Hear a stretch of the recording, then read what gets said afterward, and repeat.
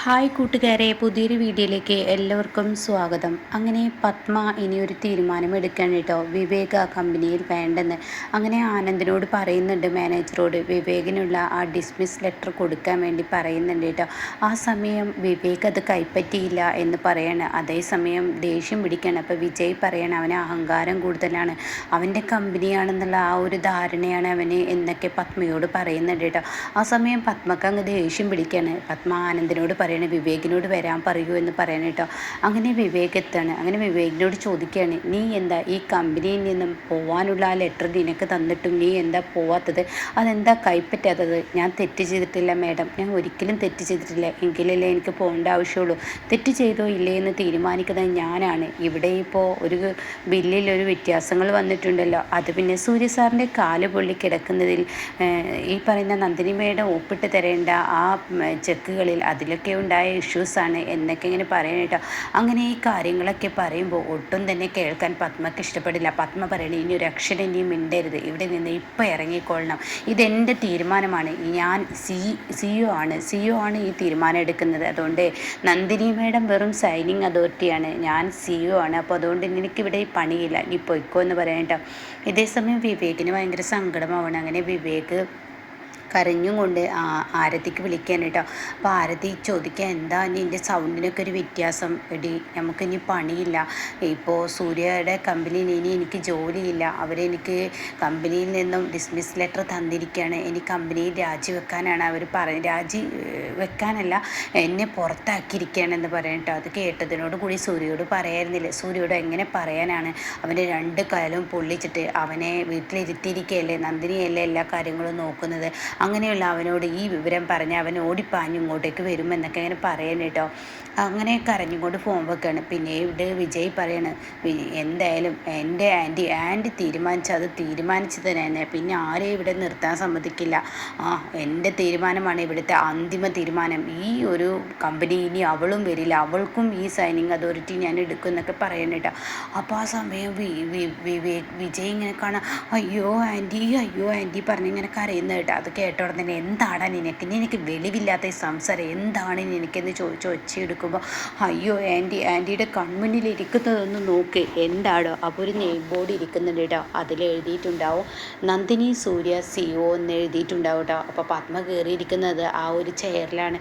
Anti ഈ name board നോക്കൂ എന്ന് പറയാം കേട്ടോ. ഇത് നോക്കുന്നതിനോടുകൂടി ആ ചെയറിന് അവകാശി നന്ദിനി സൂര്യയാണ് സിഇഒ ആയി അവിടെ വെച്ചിരിക്കുന്നത്. അപ്പോൾ ഇത് കണ്ട ഉടനെ ആനന്ദിനെ വിളിക്കുകയാണ്, ഇതെങ്ങനെ സംഭവിച്ചു എന്ന് ചോദിക്കുകയാണ് കേട്ടോ. അപ്പോൾ ആനന്ദ് പറയണം, സൂര്യ സാർ എന്നോട് പറഞ്ഞത് പ്രകാരം ഞാനിവിടെ ചെയ്തു, ഈ കമ്പനിയുടെ സിഇഒ ഇനി പത്മമ്മയുടെ അല്ല നന്ദിനിയാണെന്ന് പറയട്ടോ. അത് കേൾക്കുന്നതിനോട് കൂടിയിട്ട് നന്ദിനി ഇരിക്കുന്ന കസേരയിൽ തൻ്റെ മകൻ തന്നെ ഇരുത്തിയത് തന്നെ അവിടുന്ന് ഇറക്കി വിടുന്നത് പോലെ ആയല്ലോ. അങ്ങനെ ഇവിടെ സൂര്യ ചെയ്ത് അംഗീകരിക്കാൻ കഴിയില്ല കേട്ടോ. അപ്പോൾ ഉടൻ തന്നെ ഞാനും കൂടി ചേർന്നുണ്ടാക്കിയ കമ്പനിയാണ്, ഈ കമ്പനി ഇത്രയും വലിയ ഉയരങ്ങളിലോട്ട് എത്തിച്ചത് ഞാനാണ്, അല്ലാതെ ഇന്നലെ കയറി വന്ന തേങ്ങ പെറുക്കുന്ന തോട്ടത്തിൽ തേങ്ങ പെറുക്കുന്ന വേലക്കാരിയല്ല. അതുകൊണ്ട് ഈ ഒരു നെയിം ബോർഡ് ഇവിടെ എടുത്ത് കളയൂ വിജയ് എന്ന് പറയട്ടെ. അങ്ങനെ വിജയ് അത് എടുത്ത് കളയാൻ ശ്രമിക്കുന്ന നേരം കാണാം നന്ദിനി വീൽ ചെയറിൽ ഇങ്ങനെ സൂര്യയെ ഇരുത്തി കൊണ്ടുവരുന്നു കേട്ടോ. അങ്ങനെ കമ്പനിയുടെ ഉള്ളിലോട്ട് അങ്ങ് കയറി ഉടനെ തന്നെ ഇവിടെ സൂര്യയാണെങ്കിലോ എല്ലാവരെയും കൈയടിച്ച് വിളിക്കണമല്ലോ, ഇങ്ങോട്ടേക്ക് നോക്കുക എന്ന് പറഞ്ഞിട്ട് എല്ലാവരെയും കൈയടിച്ച് വിളിക്കാൻ കേട്ടോ. അങ്ങനെ ഈ സമയം സ്റ്റാഫുകളെല്ലാവരും വന്നിരിക്കുകയാണ്. എന്നിട്ട് പറയാണ്, ഈ കമ്പനിയുടെ അടുത്ത സിഇഒ ഈ നിൽക്കുന്ന നന്ദിനിയാണ്, നിങ്ങളെല്ലാവരും അറിഞ്ഞിട്ടുണ്ടാവല്ലോ, നെയിം ബോർഡ് അടിക്കാനും കാര്യങ്ങൾ ചെയ്യാനൊക്കെ ഞാൻ ആനന്ദിനോട് പറഞ്ഞിരുന്നു, ആനന്ദ് നീ ചെയ്തില്ലേ? ഓ ഞാൻ ചെയ്തു സാറേ എന്ന് പറയാം കേട്ടോ. അപ്പോൾ എന്തായാലും നിങ്ങളെല്ലാവരും മനസ്സിലാക്കേണ്ട കാര്യം, നന്ദിനിക്ക് അധികം അറിവും വിവരമൊന്നും ഇല്ല എന്നൊരു തോന്നലുണ്ടാവും പലവരിലോട്ടും. അപ്പോഴേക്കും പത്മ ഇറങ്ങി വരികയാണ് കേട്ടോ. നീ എന്താണ് ഈ കാട്ടിക്കൂട്ടുന്നത്? തോൽപ്പിക്കലാവാം, പക്ഷേ ഇതൊരുമാതിരി കമ്പനി അടച്ചു പൂട്ടുന്ന തോൽപ്പിക്കലാവരുത്. നീ എന്തൊക്കെയാണ് ഈ ചെയ്തു കൂട്ടുന്നത്? നീ ആരോടാണ് ഈ കളി കളിക്കുന്നത്? ഈ തെങ്ങ് പറമ്പിൽ തേങ്ങക്ക് പെറുങ്ങി നടന്നിരുന്ന ഇവളാണോ? ഒരു തോട്ടക്കാരിയാണോ? ഒരു വേലക്കാരിയാണോ കമ്പനിയുടെ സിഇഒ ആക്കിയിരിക്കുന്നത്? എഴുത്തും വായനയും പോലും അറിയാത്ത ഒരു നല്ലപോലെ എന്തെങ്കിലും കാര്യങ്ങളെന്ന് പറയാൻ അറിയാത്ത ഇവളാണോ ഇവളോട് അടിക്കാനും തുടക്കാനും എല്ലാ കമ്പനിയിൽ വന്ന് പറഞ്ഞിരിക്കുന്നത്? CEO പോസ്റ്റ് എന്ന് പറയുന്നത് എത്ര വലിയ പോസ്റ്റാണെന്ന് നിനക്കറിയോ? ഞാനല്ലേ കമ്പനിയുടെ എല്ലാ കാര്യങ്ങളും ചെയ്തത്. അങ്ങനെ ആരെയും നിങ്ങൾ വില കുറച്ച് കാണണ്ട. ചിലപ്പോൾ തുടക്കാനും അടിക്കാവുന്ന അറിയാവുന്നവർക്കായിരിക്കും നിങ്ങളെക്കാൾ കൂടുതൽ ഒരു പക്ഷേ ഈ കമ്പനിക്ക് ലാഭം ഉണ്ടാക്കാൻ കഴിയുക. അത് നീ അങ്ങ് തീരുമാനിച്ചാൽ പോരെ? ഞാനങ്ങ് തീരുമാനിക്കണ്ടേ ഈ ഒരു കമ്പനിയുടെ CEO ആരാവണമെന്ന്? ഞാൻ തീരുമാനിച്ചാൽ മതി. കാരണം എൻ്റെ ഡാഡി ഇപ്പോൾ പോയിക്കല്ലേ ഡൽഹിയിലോട്ട്, അവിടെ നിന്ന് അങ്ങ് വരട്ടെ. മുഴുവൻ പവർ ഓഫ് അറ്റോർണിയും ഞാൻ നന്ദിനിയുടെ പേരിൽ എഴുതി കൊടുക്കാൻ പോവുകയാണ്. അതിന് തടയിടാൻ നിങ്ങളെ കൊണ്ട് കഴിയില്ല. നിങ്ങൾക്കറിയാലോ, ഞാനാണ് ഇവിടുത്തെ എല്ലാം എന്ന് നിങ്ങൾക്കറിയാലോ. ഞാൻ പറയേണ്ടതില്ലല്ലോ. അതിൻ്റെ അമ്മ എന്ന നിലയ്ക്ക് നിങ്ങളിവിടെ സംസാരിക്കാൻ നിൽക്കാതെ പോകാൻ നോക്കുമെന്ന് പറയട്ടെ. അങ്ങനെ ഈ സമയം പത്മക്ക് സഹിക്കില്ല. പത്മയുടെ ഇടനെഞ്ചി പൊട്ടാണ്. പിന്നീട് നന്ദിനിയോട് പറയാം, നന്ദിനി വായോ, ക്യാബിനിലോട്ട് വായോ എന്ന് പറഞ്ഞിട്ട് നന്ദിനിയെ വിളിച്ചു കൊണ്ടുപോകാനായിട്ടാണ്. ആ സമയം നന്ദിനി പറയണേ, എന്തിനാണ് സൂര്യ സാറ് സ്വന്തം അമ്മയെ ഇങ്ങനെ വെറുപ്പിക്കുന്നത്? ഓരോ ദിവസവും ഓരോ പ്രവർത്തികൾ സൂര്യ സാർ ഇങ്ങനെ ചെയ്യുന്നത് എന്തിനാണ്? ആരെ തോൽപ്പിക്കാനാണ് സൂര്യ സാർ ഇതൊക്കെ ചെയ്യുന്നത്? അതാദ്യം മനസ്സിലാക്കി. എന്തിനു വേണ്ടിയാണ് ഇതൊക്കെ ചെയ്യുന്നത്? ഉടൻ തന്നെ, എടോ ഞാൻ തന്നോടൊരു കാര്യം പറഞ്ഞു. ഞാൻ കാല് പൊള്ളി അവിടെ കിടക്കുമ്പോൾ ഒരു ദയ അവർക്കിടയിൽ ഉണ്ടായോ? അമ്മ എന്ന വാക്കിൻ്റെ അർത്ഥം അമ്മ എന്ന ആ അമ്മക്കറിയണം. അമ്മക്കറിയില്ല. അവരുടെ വാശി, വേലക്കാരി എന്നുള്ള ആ പുച്ഛ മനോഭാവം, അവരുടെ ഈ എഴുതിത്തള്ളലും ഈ വിധി എഴുത്തലും അങ്ങനെ പാടില്ല.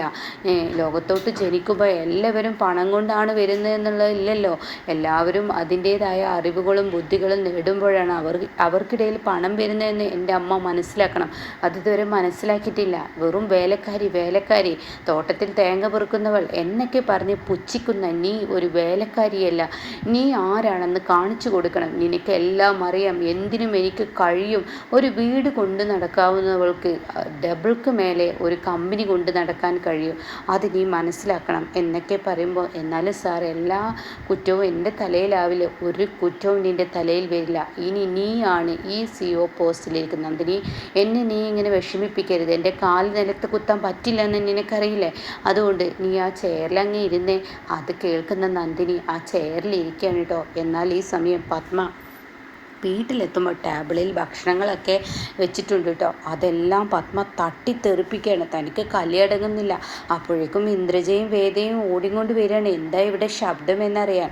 താൻ കാണുന്ന കാഴ്ച, തൻ്റെ അമ്മ ടേബിളിനടുത്ത് നിൽക്കുന്നു. പാത്രങ്ങളെല്ലാം നിലത്ത് വീണ് പൊട്ടിയിരിക്കുന്നു. അത് കാണുന്നതിനോടുകൂടി, എന്താ അമ്മയാണോ ഇത് ചെയ്തത്?